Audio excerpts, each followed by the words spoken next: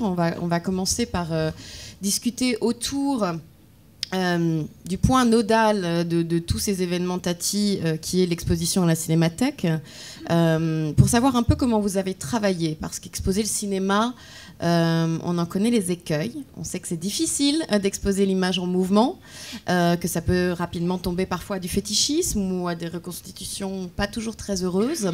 Quel a été, avant de parler du contenu de l'exposition même, le point de référence pour vous en termes d'exposition de cinéma? Est-ce qu'il y a eu des expositions références pour vous deux, Stéphane Goudet ou Macha Makeyev?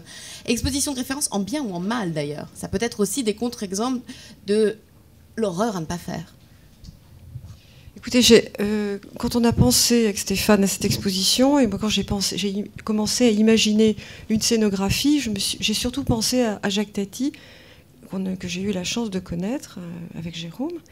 Et je savais très bien que le personnage, l'immense artiste, mais le personnage dans la vie détestait tout ce qui était solennel, tout ce qui était conventionnel. Je crois qu'il aurait détesté être solennisé, muséographié d'une façon conforme, trop conforme.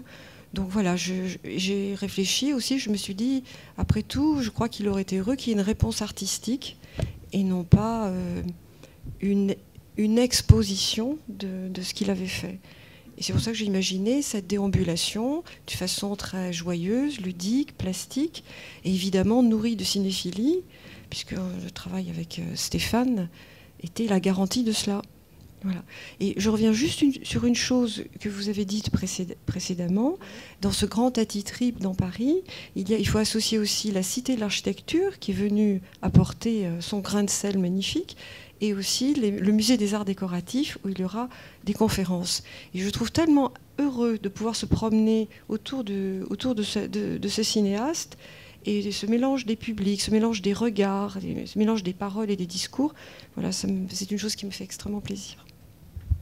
Vous, Stéphane Goudet, des références en termes d'exposition de cinéma qui auraient pu aussi vous aider à conduire votre recherche avec Macha? Je vais faire une réponse très politiquement correcte. C'est plutôt... Bah si, mais c'est pour une fois. C'est-à-dire qu'il y avait vraiment l'idée de prendre le contre-pied d'un système classique d'exposition. C'est-à-dire que l'une des premières phrases qu'a prononcée Macha sur son désir de la scénographie de cette expo, c'était « pas de simèse ». Voilà. Et d'emblée, ça impliquait quand même des choix assez forts en termes de structuration de l'espace. Par exemple, ça a impliqué assez vite qu'on montrait des documents, mais sous une forme très singulière, d'où l'invention de cette pipe à tiroir au centre de l'exposition. Ça a impliqué qu'on ouvrait plutôt l'espace, alors qu'il avait été jusqu'alors cloisonné à cet endroit-là, à la Cinémathèque de Bercy. Moi, la seule à laquelle j'ai pensé de temps en temps, mais c'était une espèce de point de référence parce qu'elle me faisait rire, c'était l'expo de Godard, et parce qu'elle me faisait rire par son inachèvement. Et du coup... L'expo de Godard qui était au Centre Pompidou il ouais. y a 2 ans, quelque chose comme ça, qui avait été commissarié par Godard même. Donc c'est encore un autre rapport. Mais dans un geste étrange, puis ça a commencé par un panneau pour dire que cette expo n'était pas du tout celle qu'il voulait, qu'on l'avait empêché de faire l'exposition dont il rêvait, et qu'il restait simplement ces quelques traces. Enfin... Moi, je l'avais pour le coup pris très au second degré, cette exposition, et en même temps elle m'amusait sur la question de comment mettre en scène un cinéaste sans être dans le formol, quoi. Enfin, en le faisant vraiment avec la distance nécessaire pour que la visite de l'exposition soit réellement un plaisir et pas un pensum. Moi, je vais juste dire un mot, moi qui n'ai pas du tout participé à l'exposition, mais ce que j'aime particulièrement dans l'intention, c'est ça. C'est le contraire du formol, c'est-à-dire qu'elle est elle est totalement ouverte, elle est dynamique, elle est ludique, elle est accessible, très accessible, et en même temps très savante. Elle est exigeante. Et exigeante.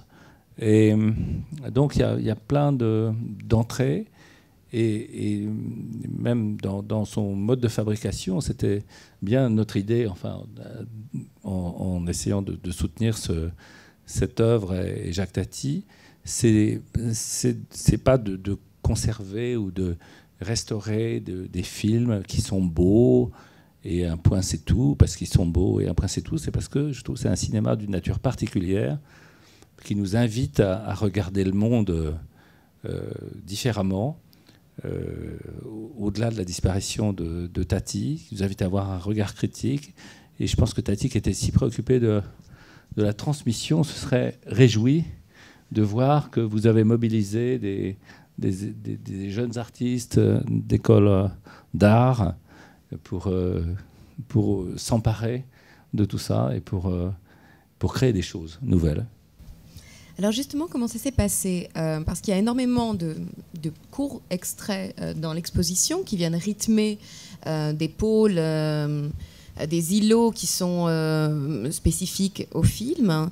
Est-ce que vous avez...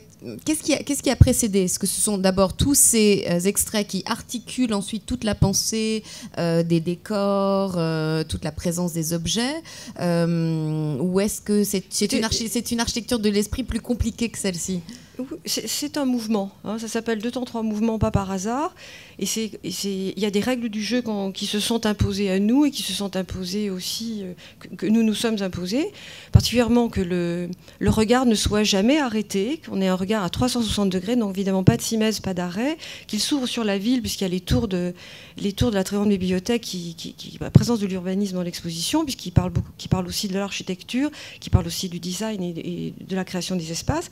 Et puis, il fallait 2 temps, c'était 2 nefs, une très colorée qui était vraiment l'éloge, la jubilation autour de la modernité, de la folie des salons ménagers, de toutes ces couleurs, de tout ce qui démarrait dans les années 50 et 60. Et de l'autre côté, grâce à une espèce de remontée du temps, une autre nef plus foraine, en noir et blanc, avec le retour sur soi du cinéma et la remontée dans le temps de l'œuvre de Tati jusqu'à la source de tout qui est le music hall.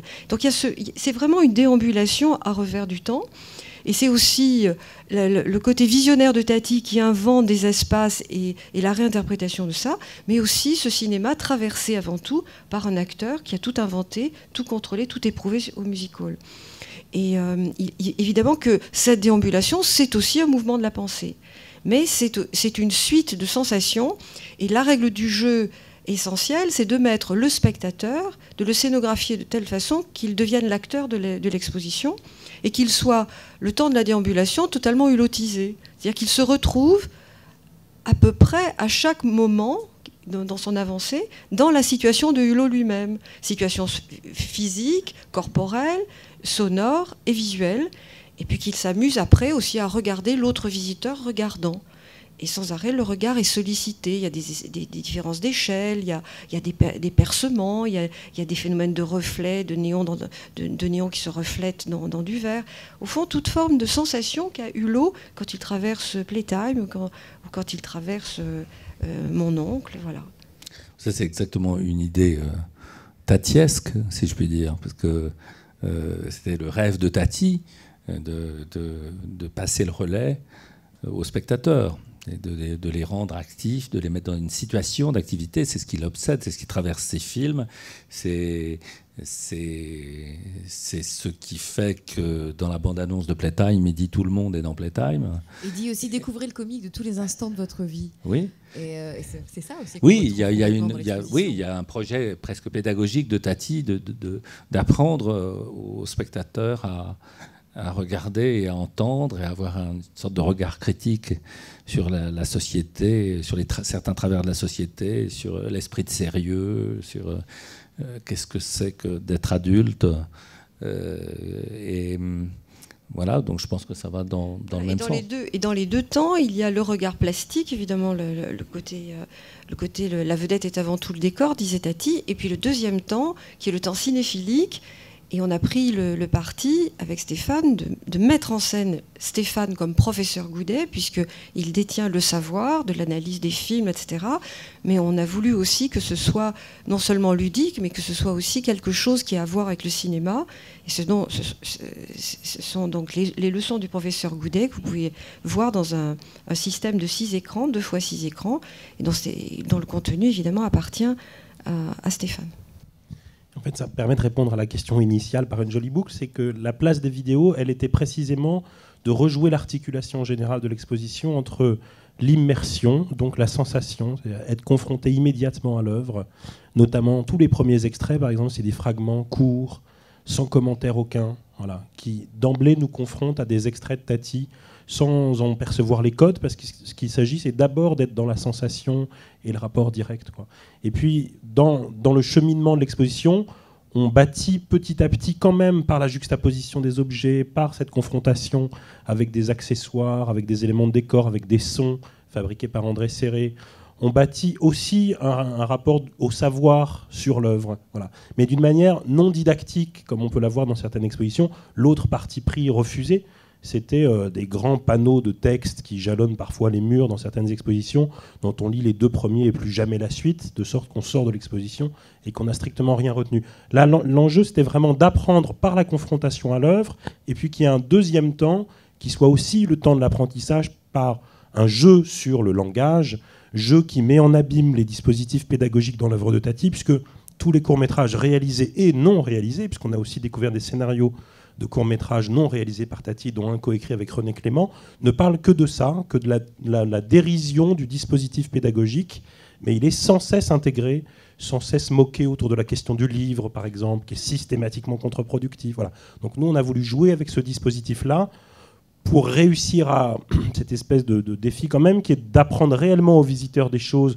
Et moi, ma grande joie en dehors de la fréquentation, c'est de voir que les gens regardent 40 minutes d'analyse de l'œuvre de Tati dans une expo, alors qu'on nous disait avant, mais si vous faites plus d'un quart d'heure, c'est mort, enfin vous vous rendez pas compte, vous allez épuiser le visiteur, ça n'est pas possible.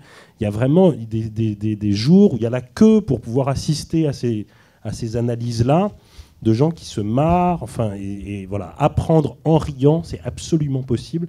Il suffit juste de se dire que voilà, qu'il n'y a pas d'opposition entre la sensation et la compréhension, mais qu'il y a sans cesse une façon de nourrir l'un par l'autre.